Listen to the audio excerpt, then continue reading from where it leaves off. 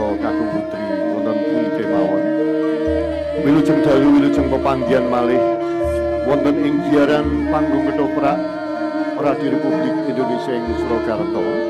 Ingkang dalu menika mbabar cariyos serenaning pedhut Jenggala Manik.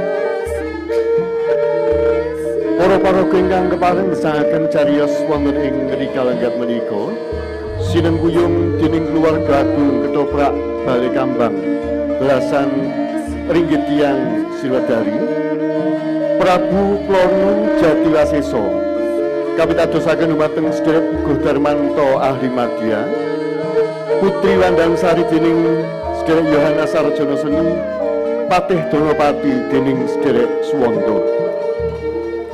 Para prajurit Bandar Samudra kapitadosaken dumateng Agusta Handaru Denta Soreang wondene sedherek Endang Yuliati Nai dados Widosari sedherek Eka Yulia Ayuning Tias Nai minangka widati Anjani dening Tiramaya Sari Sarjana Seni Palupi dening Prets Walita wondene Panji Asmara Bangun kapitadosaken dumateng Di Alimarsudi Sarjana Seni Dewi Skartaji dening sedherek Ita Wijayanti Sarjana Seni.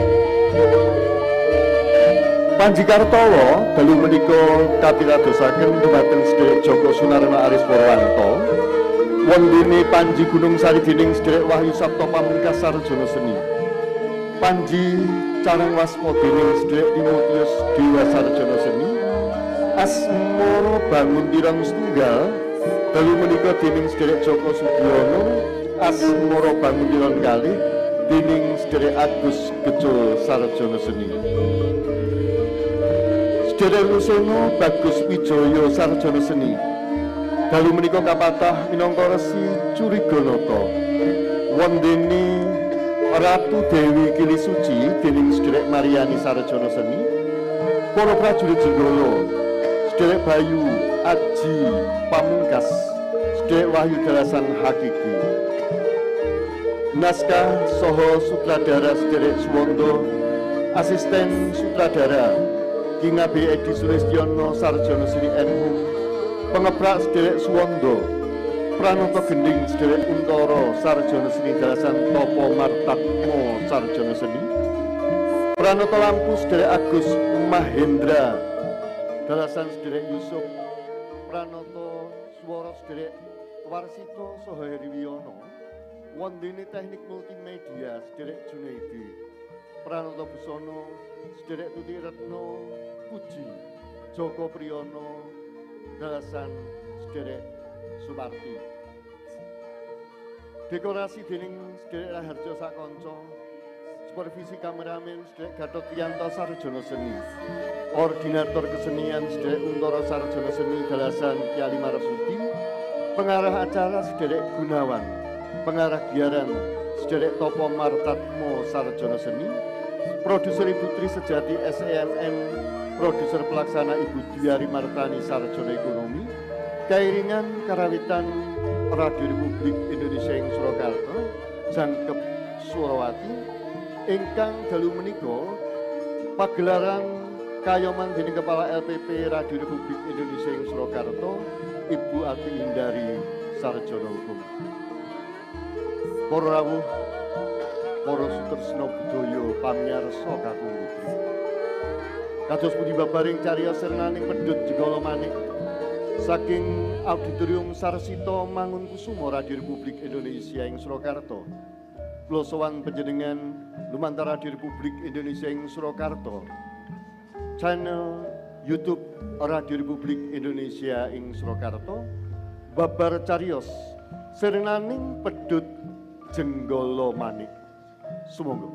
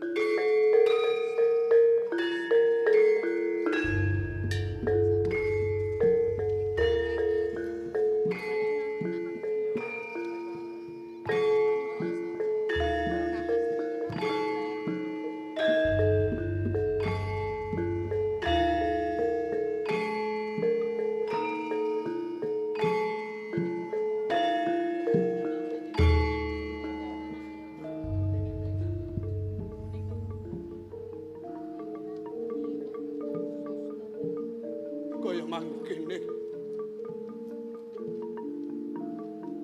Rasane wong lagi nandang asmara.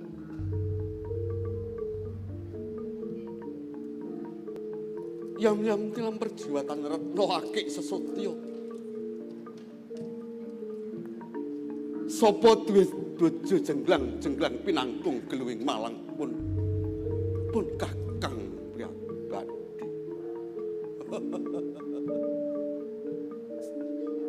Galuh Candra Kirana. Wong ayu, wong kuning, pakulitane nganti kaya masinangling.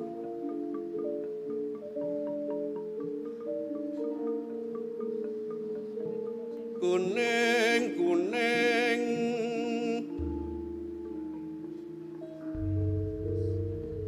wong ayu kang lenjer kuning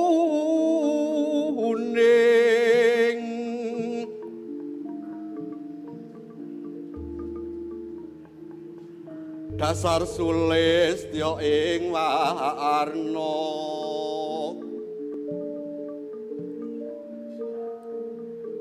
wong kuning sun kawulani.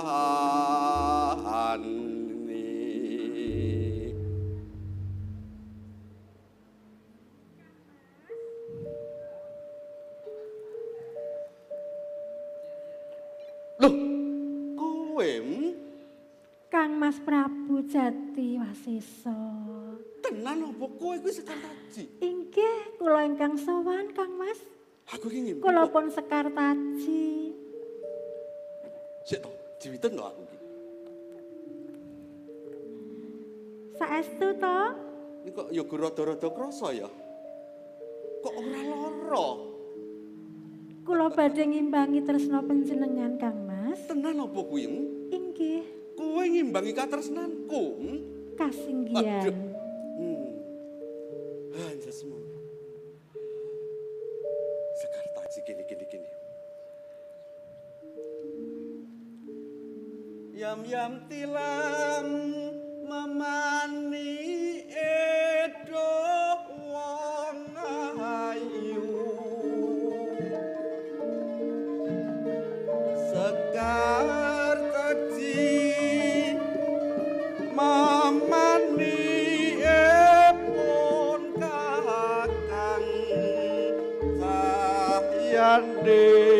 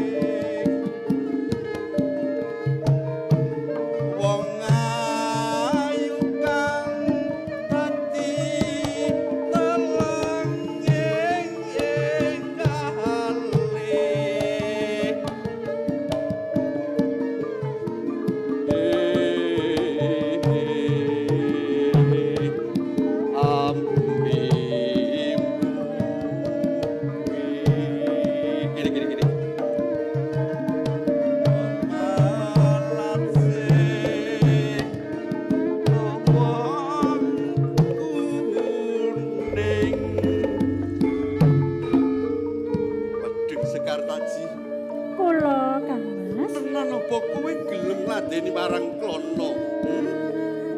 Bumi praktenggelan kula badhe tansah leladik kalian panjenengan Kang Mas.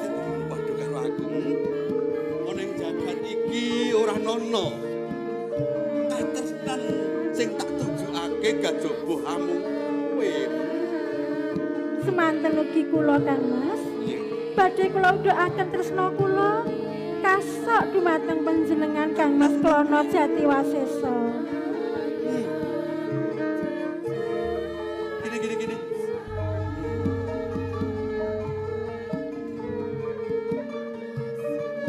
Ning tenan yo. Saiki tambah nono brantaning wang ayu mlebu ana ing Dateng padulingan Tilam Sari, monggo kula dherekaken Kangmas.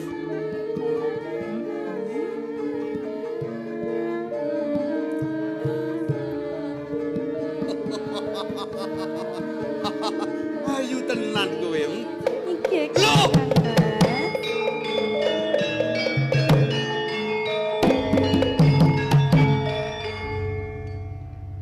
Kangmas. Kakang Prabu. Pripun to niki? Ton Kok bisa kula malah mecap ing dienek latiku sakwise aku ki ngerti yen kadangku dhewe sing tak kasmaran marang kowe. Kowe piye kok ya meneng wae iki kepiye to jancane?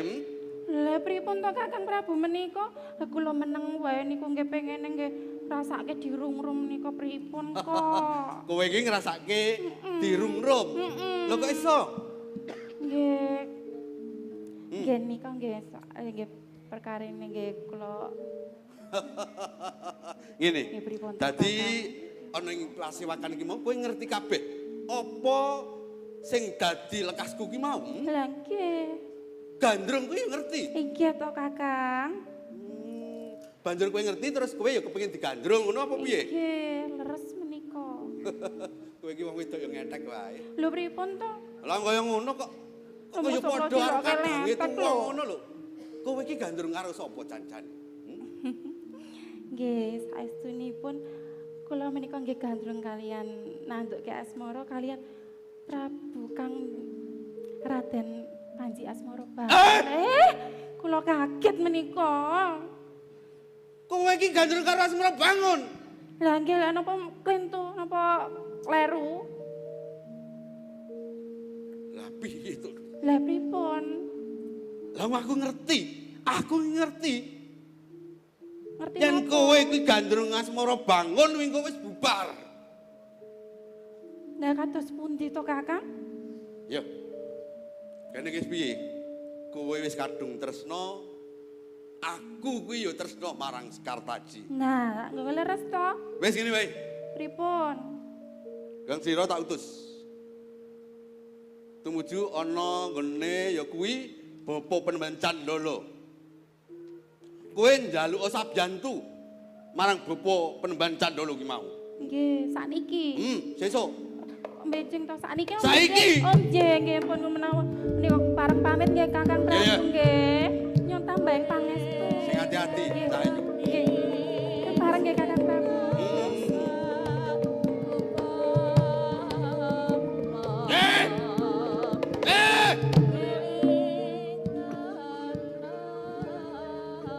Wonten dawuh.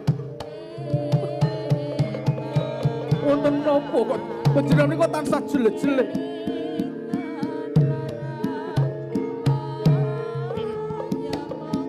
Kok sajak enten sing dipenggalih to. Kok sik kula wis urusan mlebu kok kono iki kepiye? Wong tawange iki kono. Iki piye to janjane malah disikne sangka ngomah iki piye to janjane? Lah kula naliti wing wonten ing kahanan sing sisih kilen niku. Sik. Nggih. Pripun?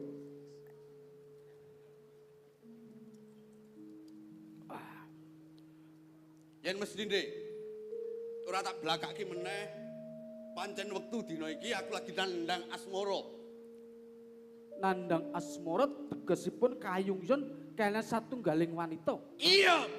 Kok iki piye to janjane? Cetha nandang asmara kok dadi jlentreh. Lajeng sinten? Wanita sinten kang dados kay anu panjenengan menika? Pengen ngerti? Galuh Candra Kirana. Loh, Ya Sekartaji. Galuh Candra Kirana nggih Dewi Sekartaji. Iya. Menawi saking sak pangertosan kula menika bilih Galuh Candra Kirana menika sampun kawengku kalian Rasa dibacutke. Satu saking Ora jebolo. usah dibacutke. Aku wis ngerti. Lah itu kersanipun. Nek panjenengan menika sampun ngertos bilih Sekartaji menika dados garwanipun Panji Asmaraban. Lah kok panjenengan niku badhe tresnane ateges ngrusak Aku tak takon Magarayu. karo kowe. Gandeng ana ing praja Bantar Samudra kene lagi kena pelak ing Jawata. Ngerti ra? Nggih. Ola ing Jawata bisa sirna lamun to aku bisa nggarwa Prameswari ya kuwi Galuh Candra Kirana. Saiki kowe abot Galuh Candra Kirana apa abot kawulamu sing sakmene akeh? Nggih. Menawi bab nika nggih kula awrat negari Bandar Samudra mestinipun supados negari Bandar Samudra menika uwal saking pedhot sing peteng amargi saking panjenengan kepengin nggadahi garwa Prameswari nggih Dewi Sekarta. Ra nggih ngaten to. Sarujuk. Kula sarujuk. Budal saiki. Sakmenika. Oh, para prajurit. Oh nggih. Monggo kula dherekaken.